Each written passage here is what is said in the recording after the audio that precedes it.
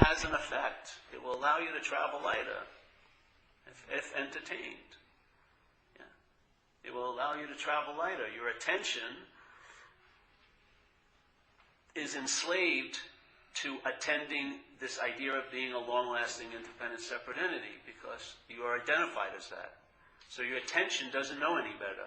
It's just going to circle whatever you take to be the most important thing. And you've given the idea of self the biggest meaning you've ever given anything, that it's you.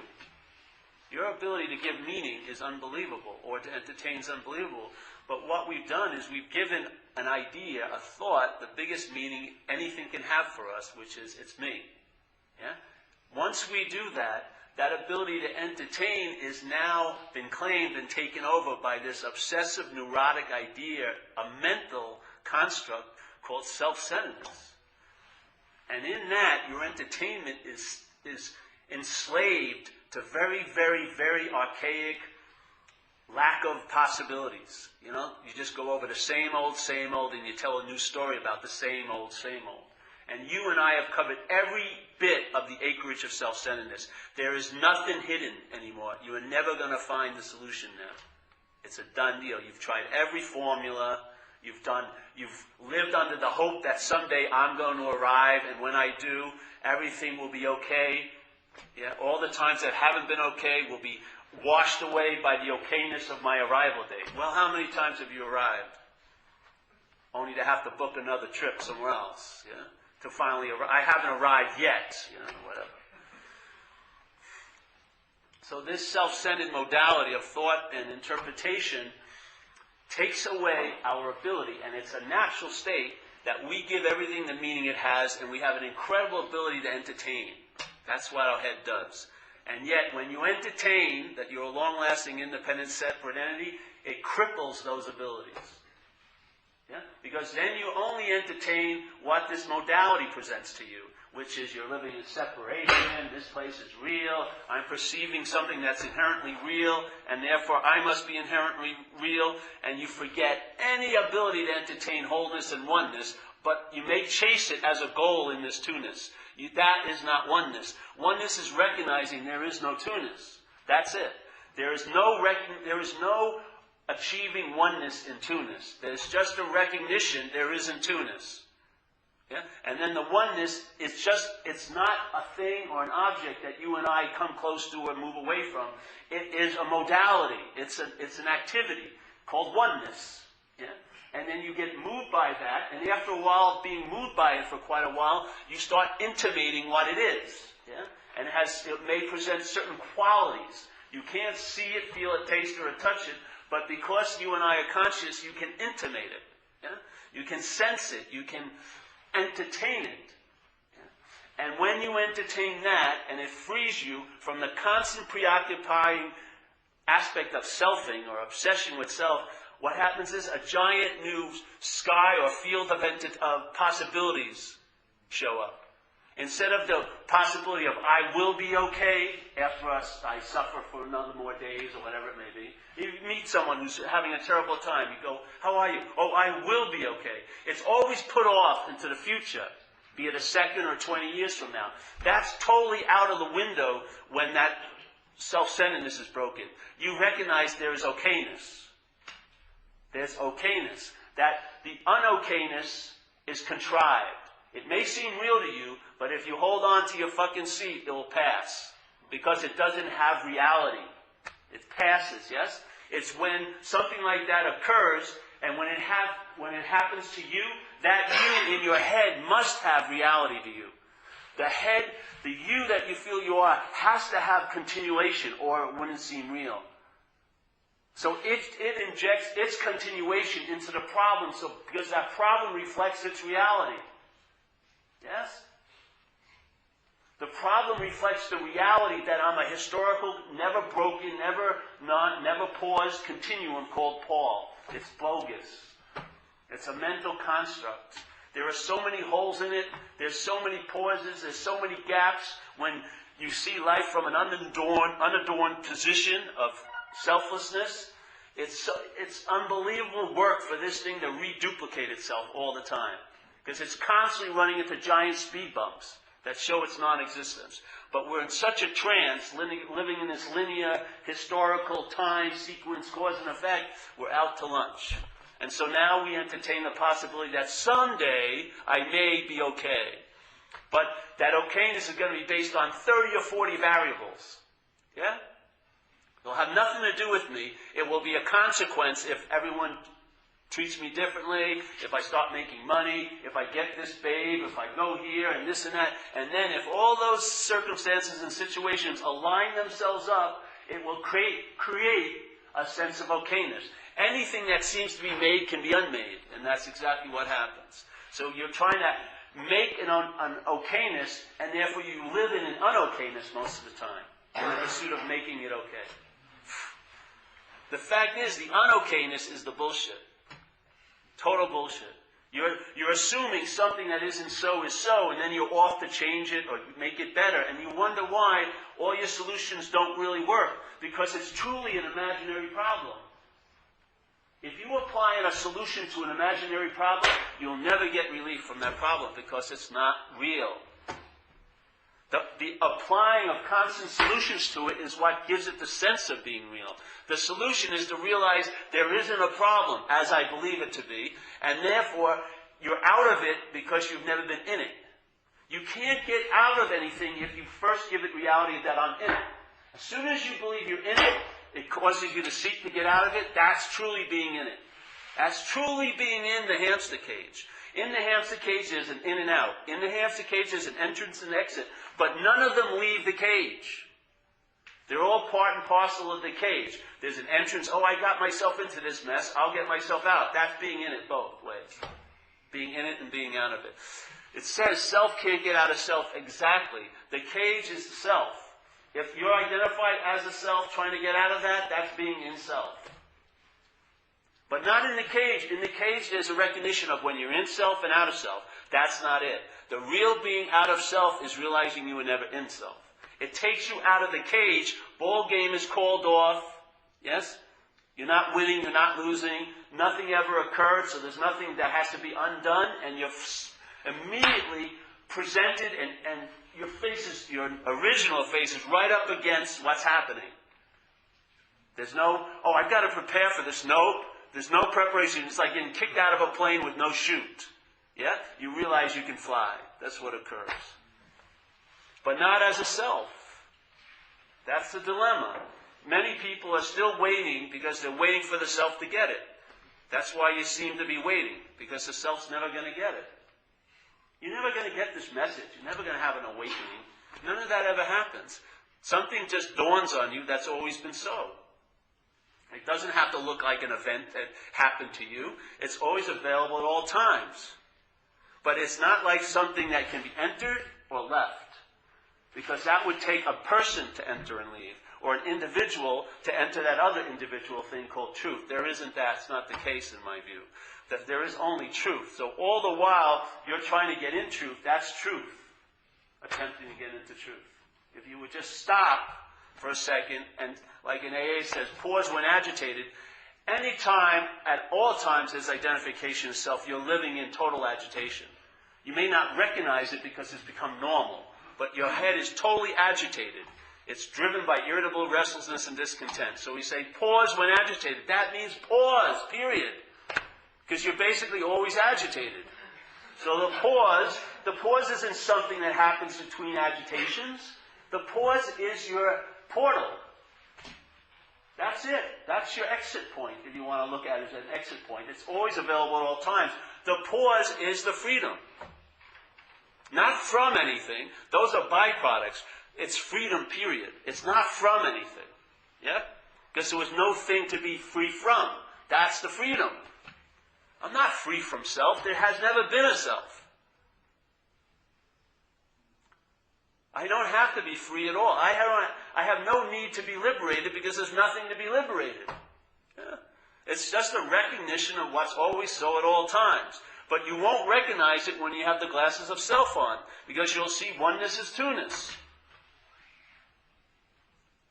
You'll make truth an object that me as a subject will know. That's totally not happening. You're not an individual subject. Yes? If you believe you're a subject, there's certain rules in this place. One of them is dualism, you want to call it duality, which is subject-object, yes? That's how our life is, that's how this seeming reality is built for us. In self-centeredness, you're the subject, and everything becomes an object to you. So maybe you want to know God, yeah? But you want to know God as an object to your subjectivity. That's why you can't know it. That's why it says God is everywhere, but you don't feel it. You don't feel God, do you, right now? No fucking way. Your whole life would be different if you did. But how can you not bump into it if it's everywhere? You mustn't be everywhere.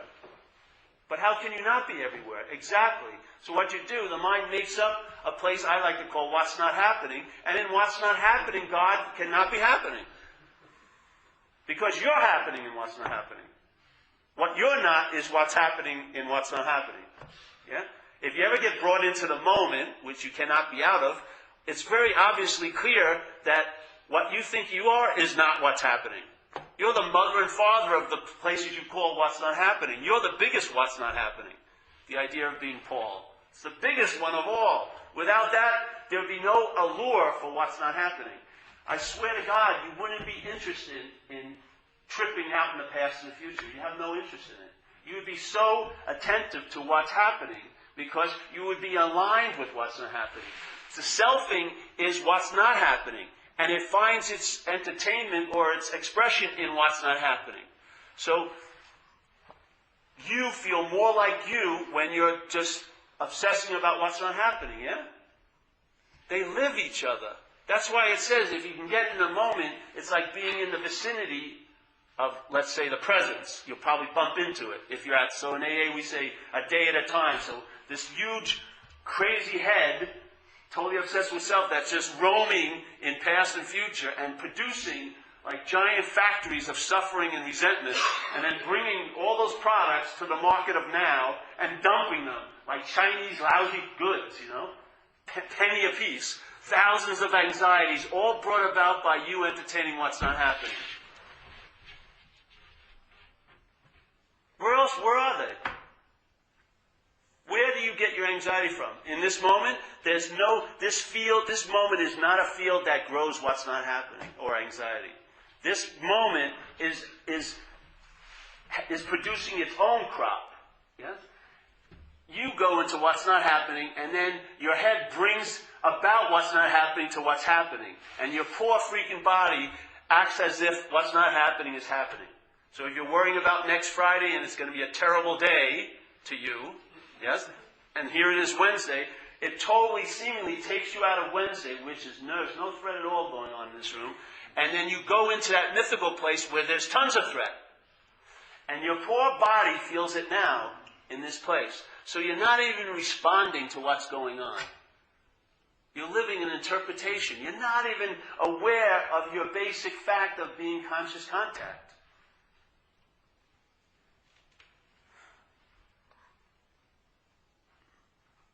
The head is playing God, just like it says in AA. Quit playing God. This is the how and why of it. First, quit playing God. So the how and why of it, to me, is like an all-encompassing point of the message, yeah? This is the how and why of it. I mean, you can't get more defined. Look this way. This is the how and why of your dilemma. What is it? Quit playing God. Why? It doesn't work. Oh.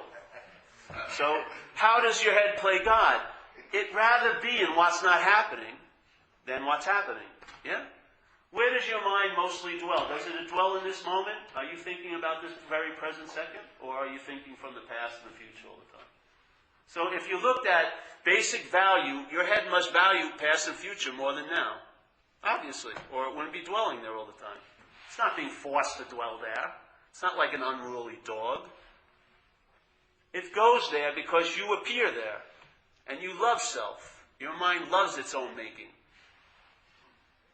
You cherish it. In Buddhism, they call it cherishing. It's a very good adjective because you love it.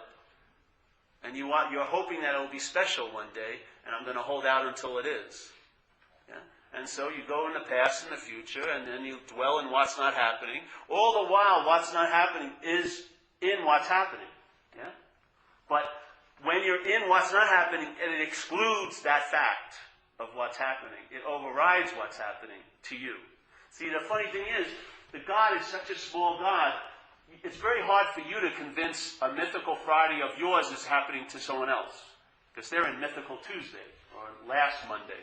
So very rarely are we in the same mythical place, so that when we communicate, the person will actually get why we're so afraid.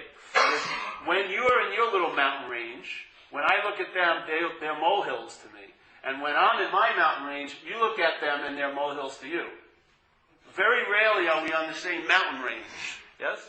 So it's very difficult to communicate how seriously fucked I am next Friday. Today. It's hard to convince you, hey, I'm going to be seriously fucked Friday. But it's Wednesday. I know, but fuck that. Next Friday, I'm really fucked. Oh, yeah, but it's not happening. But you are in mythical Tuesday. Whew! Yeah, and there's no meaning. So there you are, and so this power of God up here is very minimal. It can't even produce the same mythical Friday for all of us. It can only produce it for you. Yes? Why is that? Why is it that when you share your mythical Friday with me, and I'm not in it, I have an incredible amount of wisdom about your mythical Friday? I see how insane it is. As soon as you start talking, I'm bored about it in a minute. Yeah? Because I've heard it thousands of times. And I look at it and I say, hey, like Solomon, I go, that wouldn't probably be a good idea to do.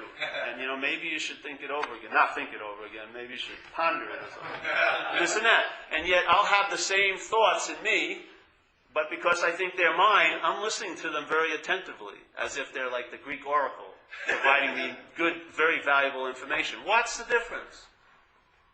It's the same thoughts. Thoughts are thoughts. Yeah. What's the difference? The difference is identification as the my of it. When you're having the thoughts in your head, they sound like you, because they come from the sound of the vocal cords of this body. It's not your voice, it's the vocal cords of this body, but see, you're identified as this body, so this is a double whammy. So the thoughts are wrapped with that sound, and they're very, very entrancing to you. If I had your thoughts in my head, I'd see the insanity of them in about 5 minutes. But the same thoughts, called mine, I've been listening to for 40-something years, like very attentively. Why is that? It's not the thoughts, that's not where the power lies. The entrancement, the hypnotism it's not in the thought, it's in the my of it. It's you believe they're about you, or you're the thinker of them. See, there's like this, you're in like this tunnel vision of self-centeredness. And so your consciousness is captured by the system, so you're aware. So when thoughts arise, you see them, just like you'd see a bird if it flew by the window. Yeah. If I was looking out the window, my eyes were open, if a bird came by, I'd see it. Now, I may say, I didn't want to see that bird, but I would have seen it. There's nothing I can do about it, yeah? The same thing, I'm conscious, and so when I'm conscious, whatever arises in my head, I'll see, yeah? But I don't see everything because there's a tunnel vision, self-centeredness, yeah? And right underneath that tunnel vision, there's two old thoughts that you don't see, which is, I'm the thinker of all these thoughts, or all these thoughts are about me, or about my life, or about my girlfriend, or about my money, my. That's the real bondage to the thoughts, not the thoughts themselves. Because you'd have immunity to them if you didn't think they were about you. You would have absolutely very little problem with thoughts. But because you believe they're yours, you have an incredible amount of problem with them. You don't have any immunity to them. As soon as your attention opens them, stuff comes out, information gets downloaded, it's taken and used by self-centeredness, yes? And that self-centeredness by memory and then regurgitating more information opens up more thoughts, and that's called obsessing with self. So the thoughts appear, they're just like blips of energy. Your mind translates it into language, bing, and then it opens up like a Pandora's box, and a lot more thoughts and feelings come up. And you get entranced by them because you think they're about you or you're a thinker of them. Yeah? And now you're bonded to that show, and that show writes a freaking big story about what's not happening. And you get to live that adventure story. Yeah? And even if you want to get out of it, you can't seem to get out of it, because you do believe you're in it. So where's the point where you can at least start entertaining with the hopes that some immunity will arise. Well, it's best not to get it when it's already started its momentum. Like most people live on the consequential level. That is not a good place to live. Because there you're in the hallway of shit and fans, yeah? You're in that giant hallway. And shit and fans are happening, and the fans are being turned on, and the shit's aligning with it, yeah? And then you tend to curiously look at, what's that? And then you get hit in the face with the shit. And then you have to spend a lot of time and a lot of effort to clean up the shit, yeah? It's like landing on flypaper. Every step gets sticky, yeah? Every step gets sticky, and you want more and more to get out of it. It makes it even stickier. Yeah? That's what it's like. You get caught, and in that court, for us, generally as alcoholics and addicts, usually you get introduced to bureaucracy. You go to rehabs or jails, or having urinalysis tests for 3 years, or having to go to DUI class, and more you're stuck, in a sense, on the flypaper. You want the wings, but the wings even make it worse, yeah? Because now you're trying to escape, and you're more and more stuck. And now, the idea of entertaining freedom, you're stuck in this world that you've made real, yeah? It's demanding its pound of flesh and attention. You got to keep going to see the parole officer or the therapist or this or that, just to try to make something work that's not working at all. Yeah? Jeez. So here, if you could see a thought as not yours, just see the thought, yeah? Because that's what's actually happening. There's just a seeing of thought. Yeah? You will notice that it's sort of like, let's say each thought weighs an ounce. And let's say you have 1,000 thoughts today going through your head. 1,000 thoughts arise and you are aware of them. And each thought weighs an ounce. So during the day, you would end up carrying 1,000 ounces, yeah? Most of us are used to that. It doesn't even seem like it's any exertion. We're used to traveling like that. Now, or that you would be actually calling traveling light. You'd be happy as hell if that was happening. But what most of us are, the mind is injecting a pound into each thought. Yeah, by the my of it. When that my is coupled with the thought, each thought is a pound. Now you're carrying 1,000 pounds. Going up that hill that seemed to be no trouble is going to be a lot of trouble. You're going to be traveling heavy, or that will be like the experience here. You'll be traveling very, very heavy because each thought is going to be weighed by you thinking it's about you or you're the thinker of it. Because what happens is it begets more thoughts. If you see a thought as yours, you immediately judge it, was that a good thought or a bad thought? If it was a bad thought, more thoughts arise. Oh, I can't share this with anybody because they'll think that I'm a bad person. Oh, and there's thoughts about being a bad person. That would be terrible if I'm a bad person. At all costs, I can't let anyone find out I'm a bad person. All right, more thought. Boom, boom, boom. It's just geometrically. And you're obsessed, yes? Your attention goes from each one. And more coupling occurs. And you get heavier and heavier and heavier and heavier. And you want some fucking relief. And then you have to do almost anything to get some. So you'll know totally better, hey, if I do that, it's going to really, it's going to be terrible. And then you're doing it. Because you're powerless. Because you need relief. It's an imperative. Yeah? So the irritable restlessness and discontent causes the seeking to occur. You seek in a very ignorant way, which compounds the irritable restlessness and discontent. Causes more seeking in an ignorant way, and you get caught in this loop. Yes? Darker and darker and darker and darker and darker. After a while, you invalidate even your ability to know what's right or wrong anymore. Everything gets invalidated. All your gauges and barometers that are really working, because what's answering them isn't what's working. Yeah? The alarm system in you, that irritable restlessness and discontent is a valid alarm. It's telling you, hey, become alert, something's off here. But what always answers all the alerts is the problem. Because you're identified with the system that you want relief from. You're identified as the center of it. How can self get out of self? So every alarm goes off. It's like you're at that desk. All right, yes, we'll send a car, Yes. Hopefully, do you have the hopes you'll be saved? Yes. Yeah, the car will be there soon. Yeah. There's no intention of saving anyone or anything. Yeah? So you go, and then it hits the fan. Oh, this one didn't work. Oh. So immunity, if you just held it, let's start with an alcoholic thought. Even if you held it as an alcoholic thought, you'd have relief. it would drop at least half a pound off of each thought. Yeah? Because you've learned a little bit about alcoholism. And you see that a lot of people seem to have it. So it won't be so terribly special that you had a bad thought. You realize many people have bad thoughts. Yeah? I don't have to hide this thought, and I don't have to think about this thought. Yeah? I can just note it, and okay. But the same thought, if you have an old thought that you should be good, and you have what you call a perverse or bad thought, you make it a secret. You hide it. You hide it all over here, and then you have to spend a lot of money and time, attention, for security to make sure no one sees that little perverse thought, and until you get home and get on the porno with the internet, you know. And then you have your little role as a big sponsor out there, and you're fucking crazy. Right. Yeah. So now you're living to save your face instead of your ass, because you don't know the difference. You think your face is your ass. You think what's being presented as you is you, and it's not. That's why you need to save your ass instead of your face, man. Your face isn't helping you. But you got to have the right anatomy class, because you keep calling your face your ass. You're still trying to save the problem. You're trying to save the parasite at the expense of the host. Seriously.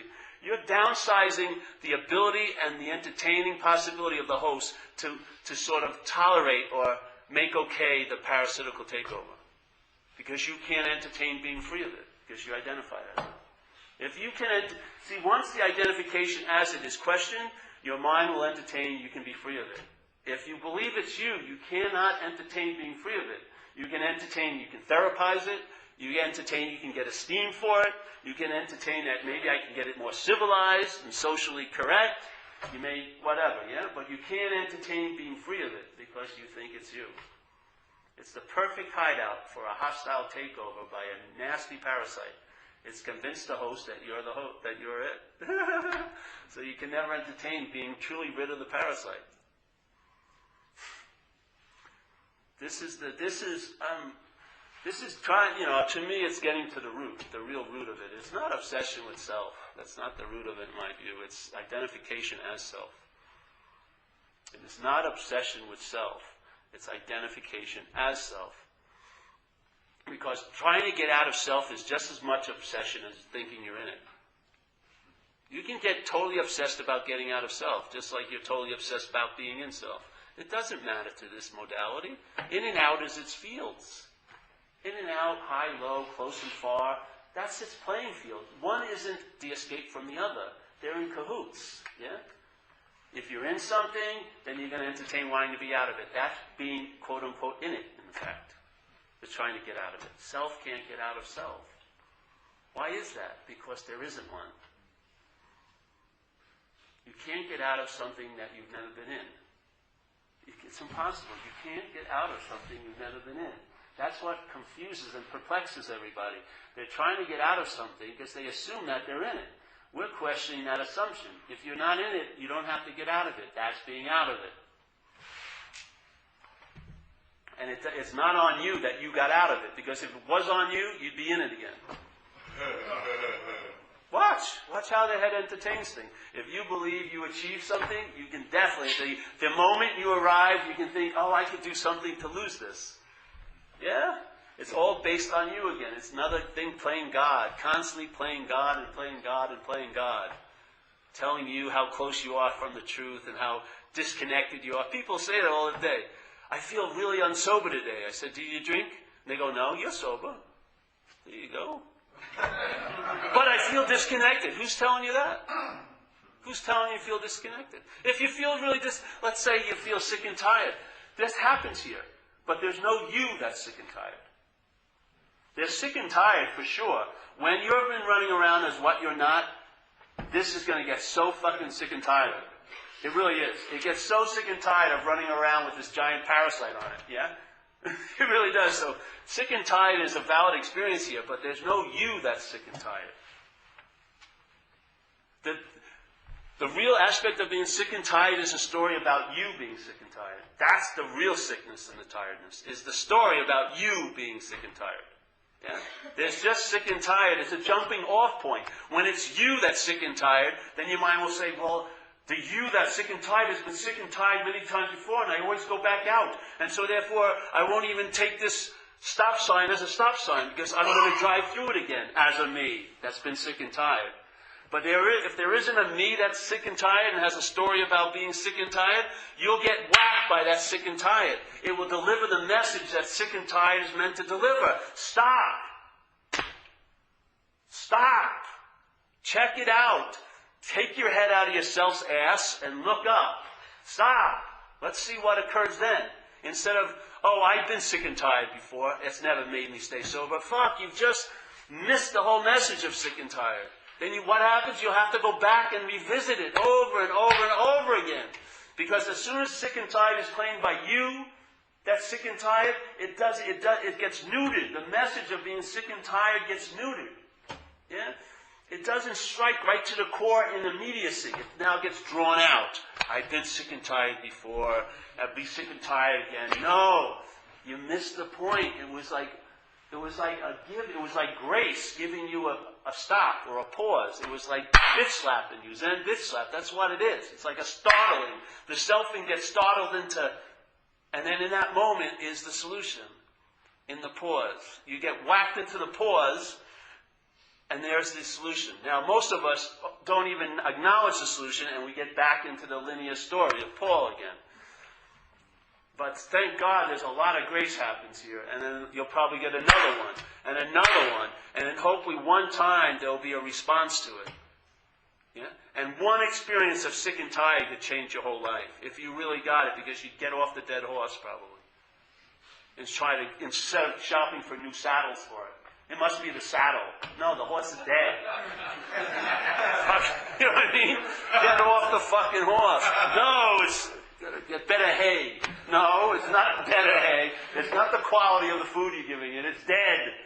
Get off it. Yeah? But it seems like we're moving. Yes, that's right. It seems like it. It's a story your head's telling you. You're basically stuck in a place. You're just looping and looping and looping, going on. It's like being in a racetrack. Let's say, and there's going to be 500 laps. So what happens is, there's like a crew that every few laps they change the scenery so it looks like it's different. But you're on the same track. The same old, same old, same old. I'm afraid I'm going to lose what I have. I'm afraid I won't get what I want. I'm afraid they're going to get what I want, and I'm going to lose what they have. I'm afraid.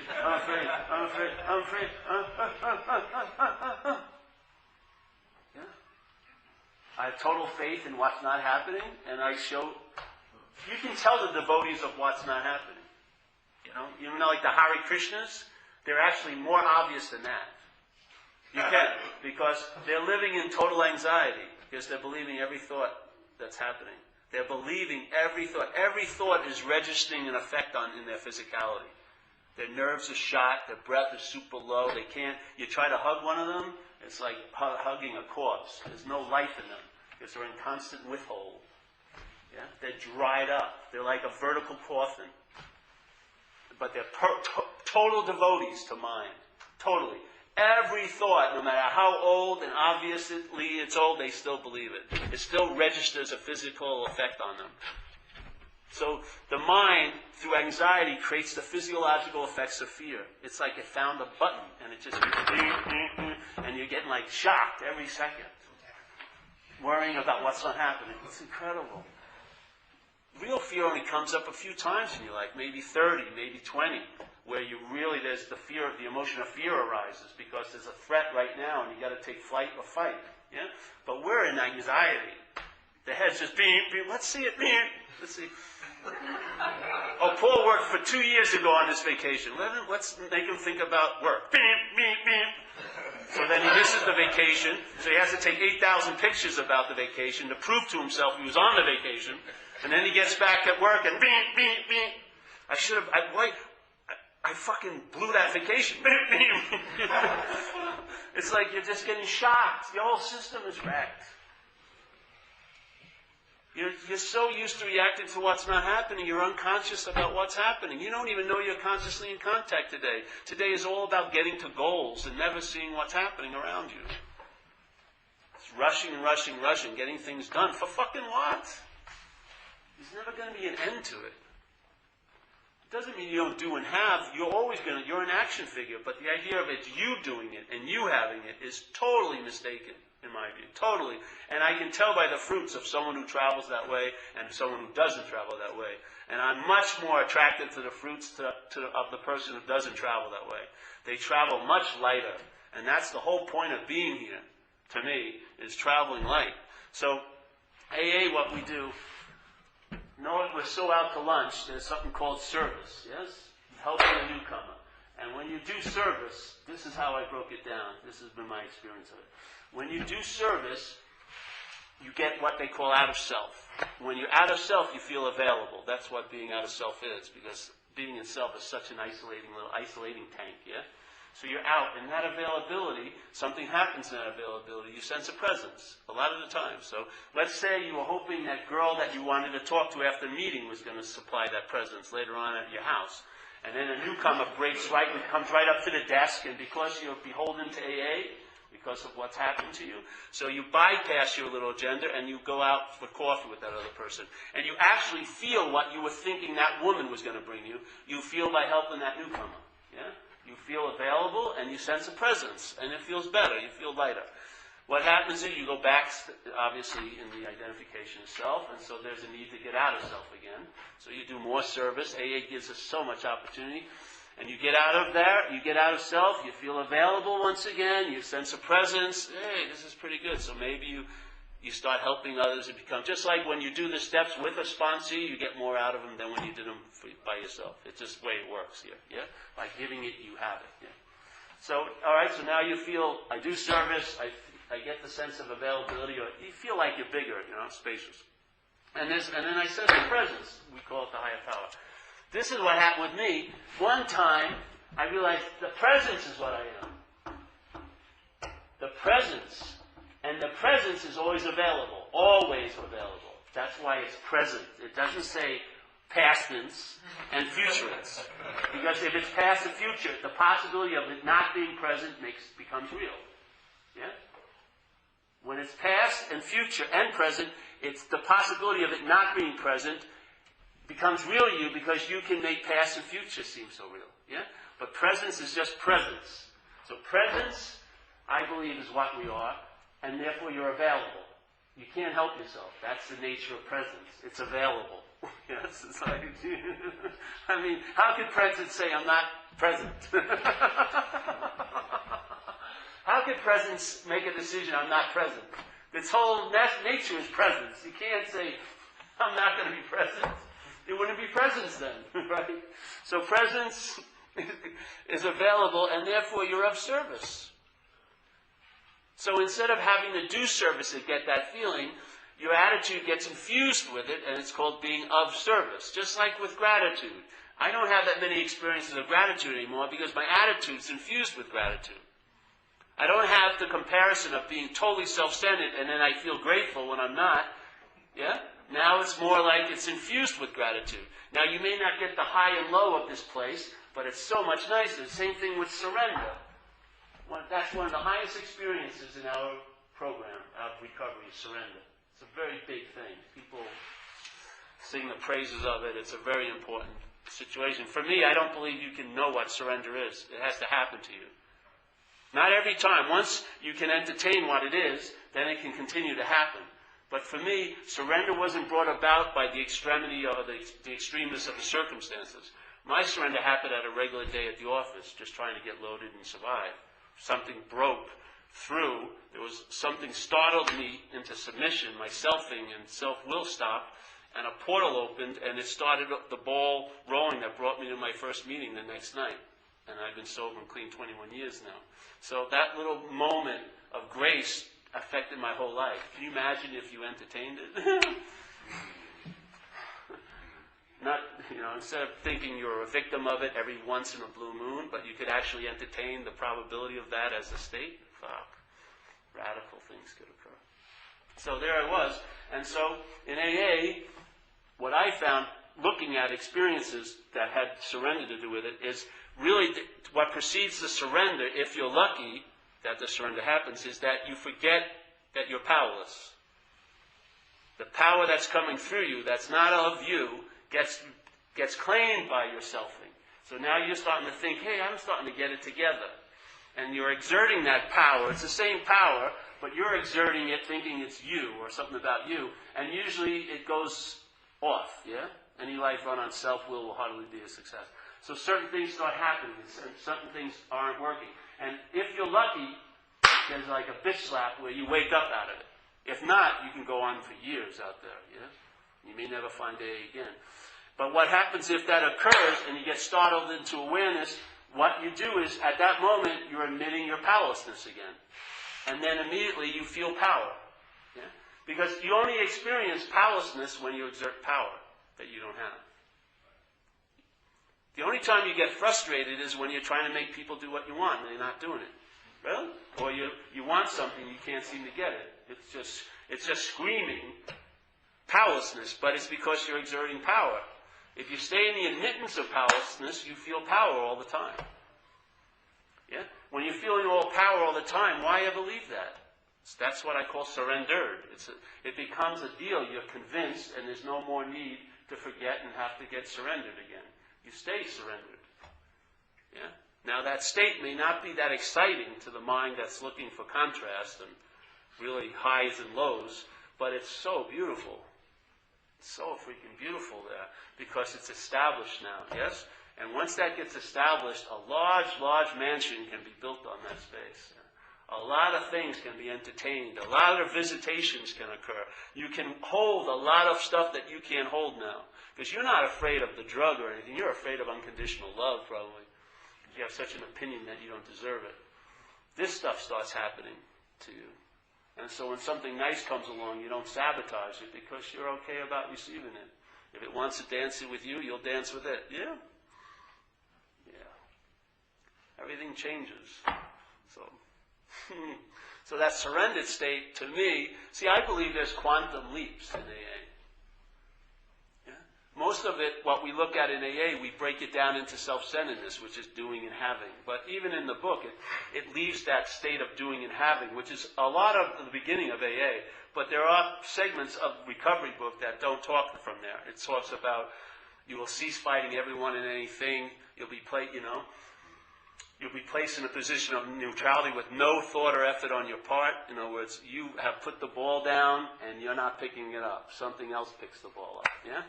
The problem will not exist for you anymore, which is an incredible solution. That's a way of living. That's not a fact. That's a fact in action.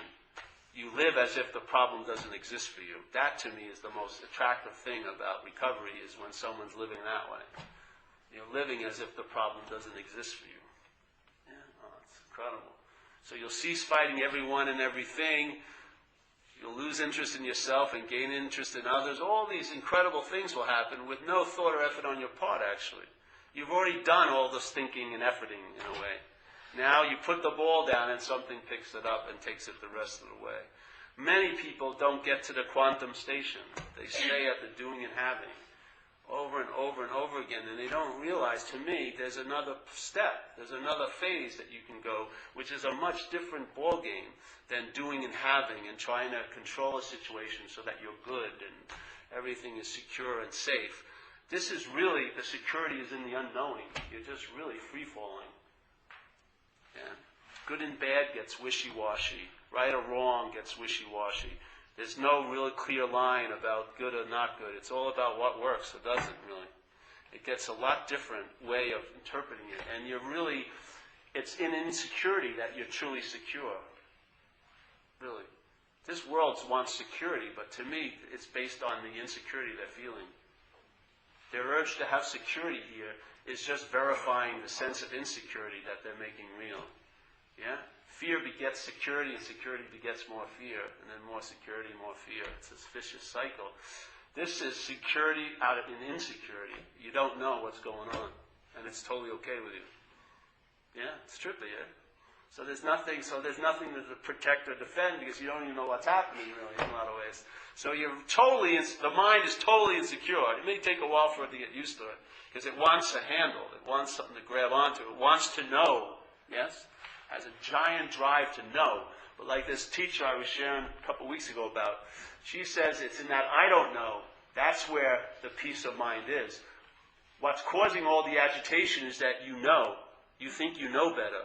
You think it should be a different way than it is. You think you got something coming. You think that you know that you're a long-lasting, independent, separate entity. You're so sure of it, you're not open to any other inquiry. All that knowing is actually the cause of all the confusion and agitation. The peace of mind is in I don't know. That's the peace of mind. You would think it would be the other way. We would have, if we controlled stuff enough and we thought about it and knew it enough, it would be okay. It's actually the opposite. It creates the agitation that causes your blindness. Yeah?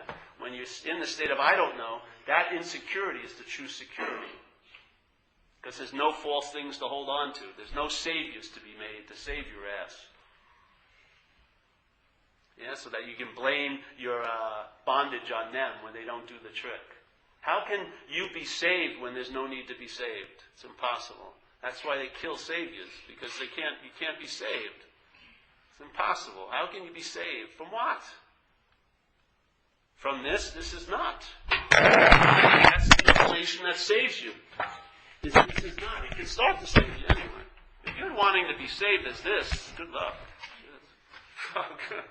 You're going to be waiting a long time.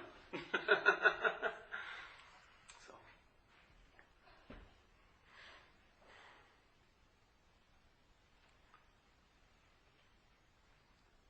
Repetition is helpful, and we have these meetings 3 times a week for 18 years now. What more do you fucking want, really? Well, Paul isn't as clear as I want him to be. Good, find someone else. Do whatever you want, but, don't judge the message by the messenger, because it's a way of saying no to the message. The message is like someone was trying to tell me I was a teacher the other day. I said, no, I'm a mailman, yeah? I'm just inviting you. I don't want you to follow me home. I don't want any of that. I'm just dropping something in the mail slot, and I'll keep inviting you 3 times a week, and then hopefully you can read it at your own leisure, and hopefully you'll entertain it. Yeah? So you'll stop calling me and complaining about what's not happening.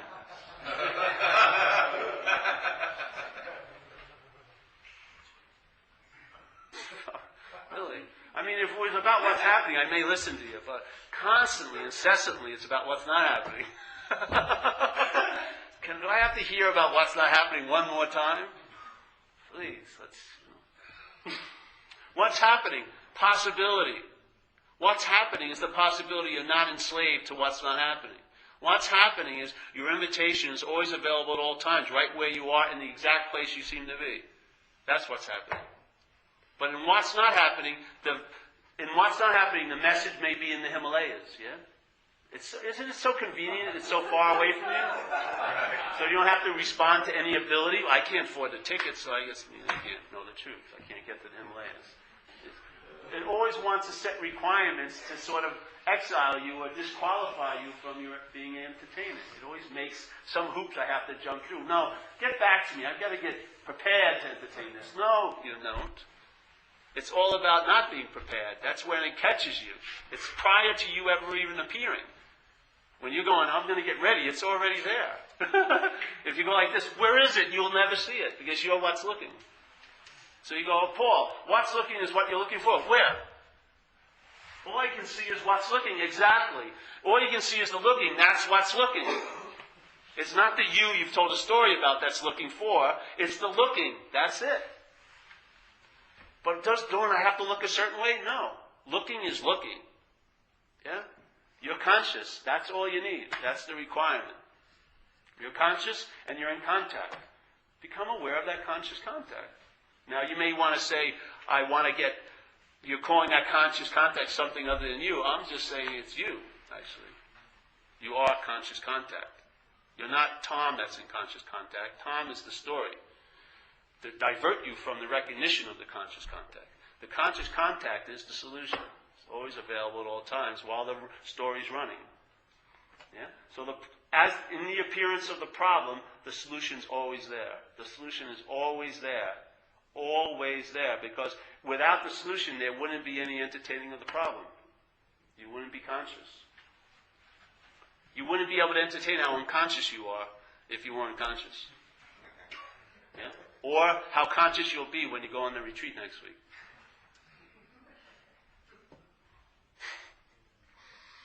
So, any questions?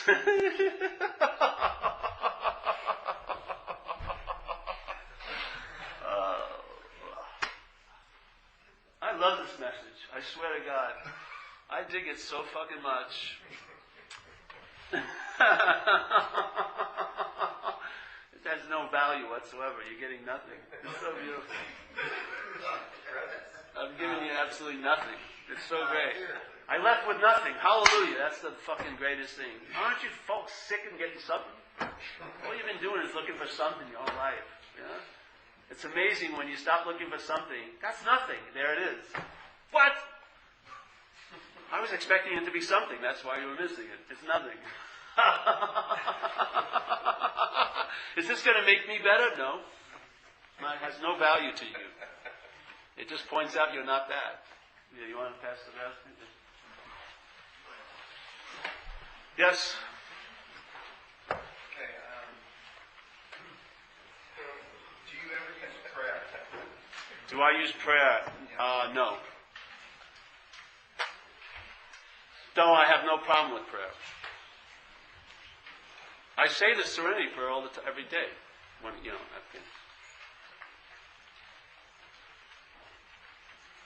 like a lady said at that thing we went to, she gave up asking for what she wanted because she saw what she got when she didn't ask for was so much better. That to me is like, I don't want to pray because I have an idea what I think it would be that would save me, and that's not what saves me. It's the giving up those ideas of what I think will save me is really saving me. So, but at given times, everything has value here because you're giving it the meaning it has. So if you feel like you're really screwed, then prayer is incredible.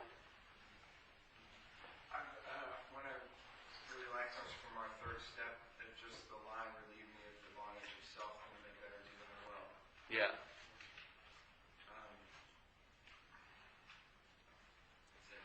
They're not separate. When you're relieved of the bondage of self, you do die at that will, if you want to call it that will. That's what occurs. You don't have to pray the second part, really.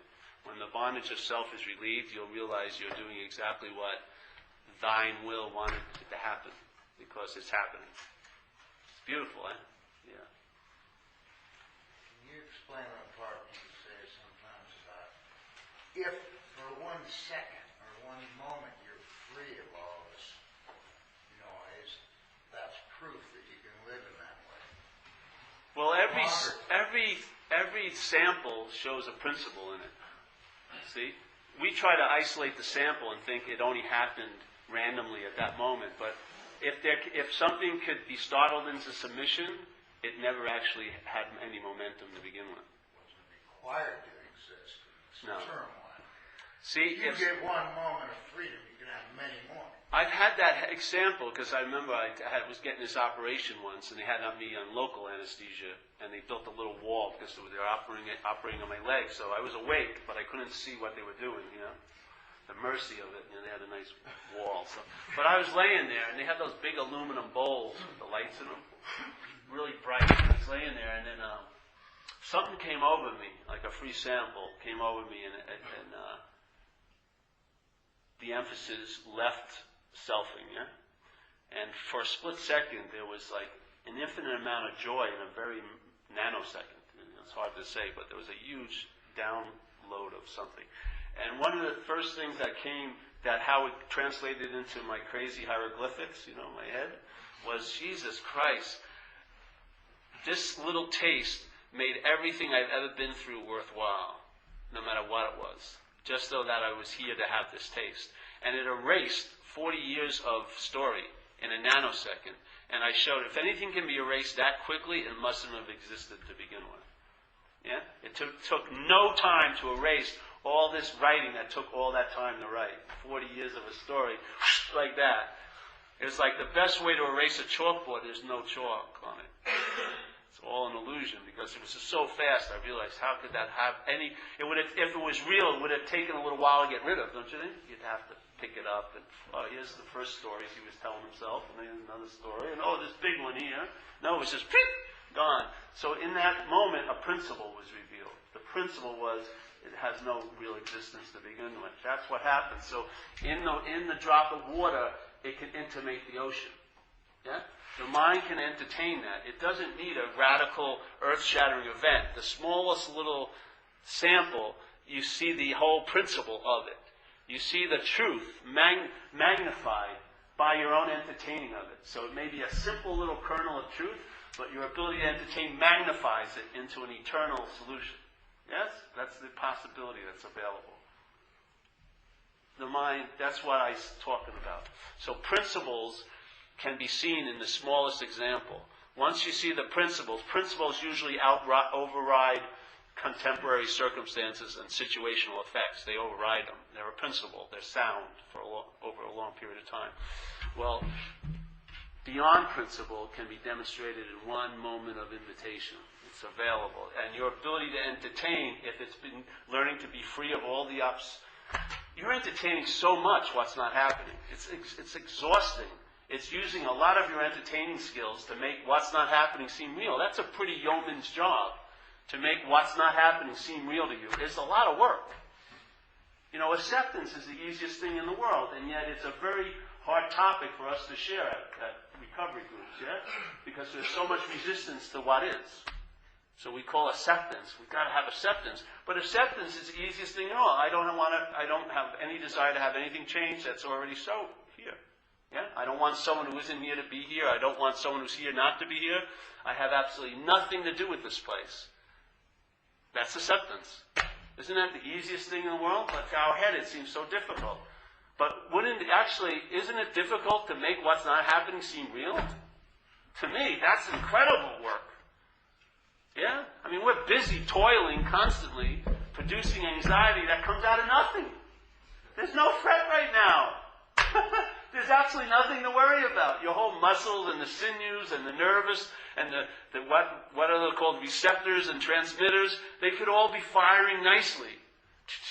But instead, the mind's getting in there, going shooting anxiety messages through the body all day. Why? Because it's reacting to what's not happening.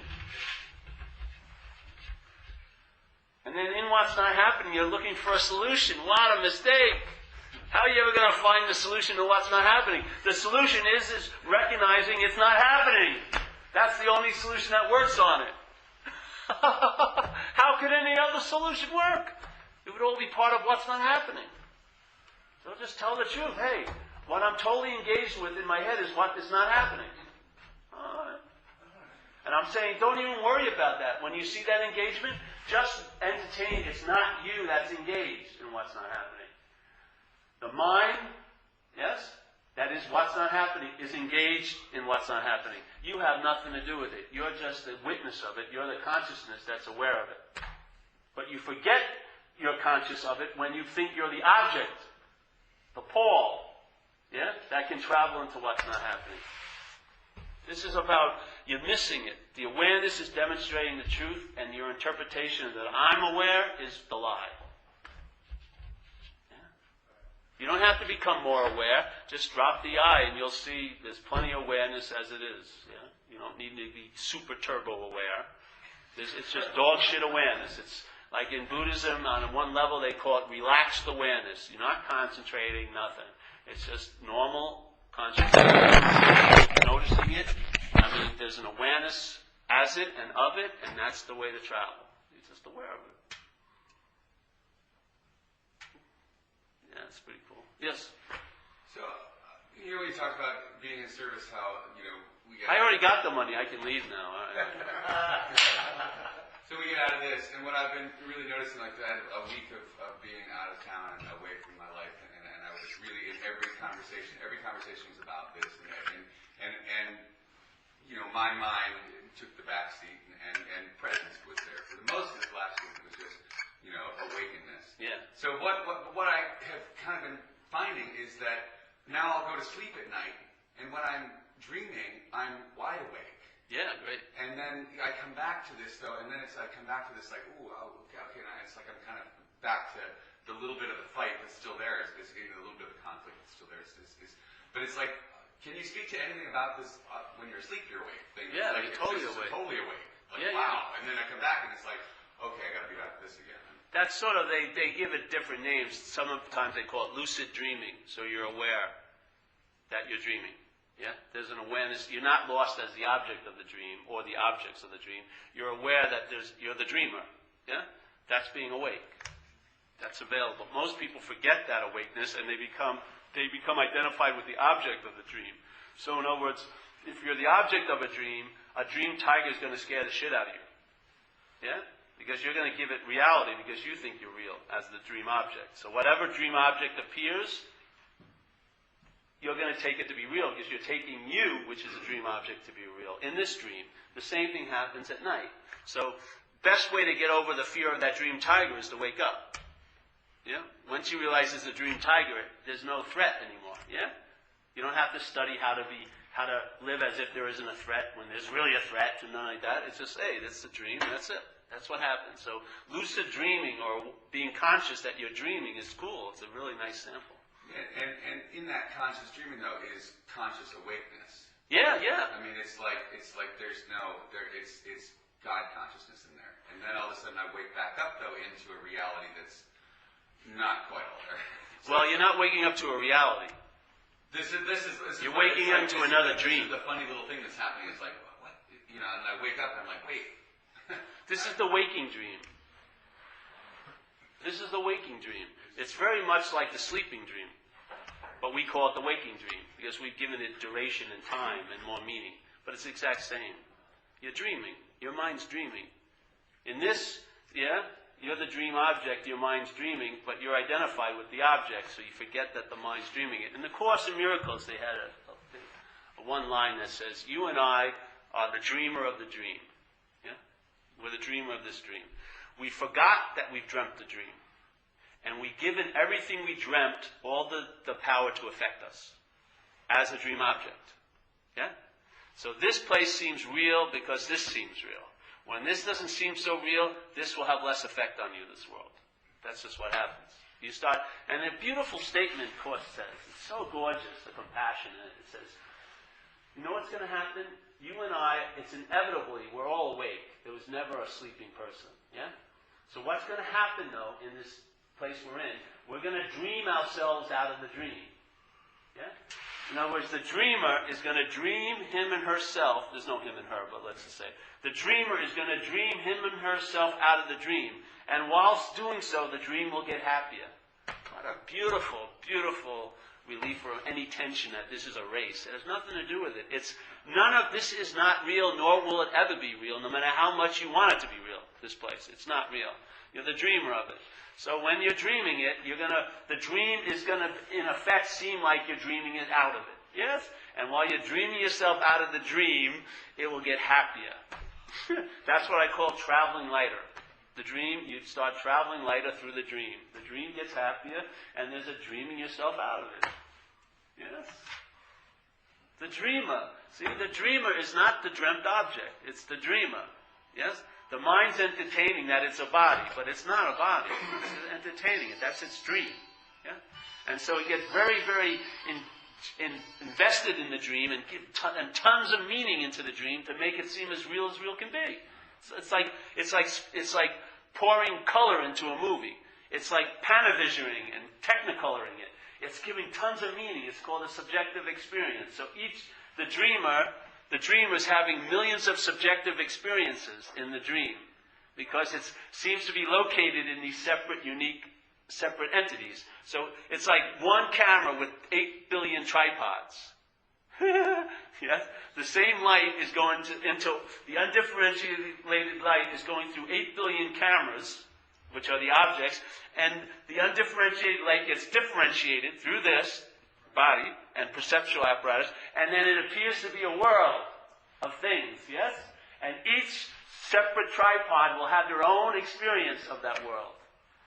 8 billion different experiences with one stage. That's unfucking believable, eh? That something could have that ability to say, okay, we'll make one stage called the world, but we're not going to have one experience that world. We're going to have 12 billion experiences of the same world. Woo! Woo!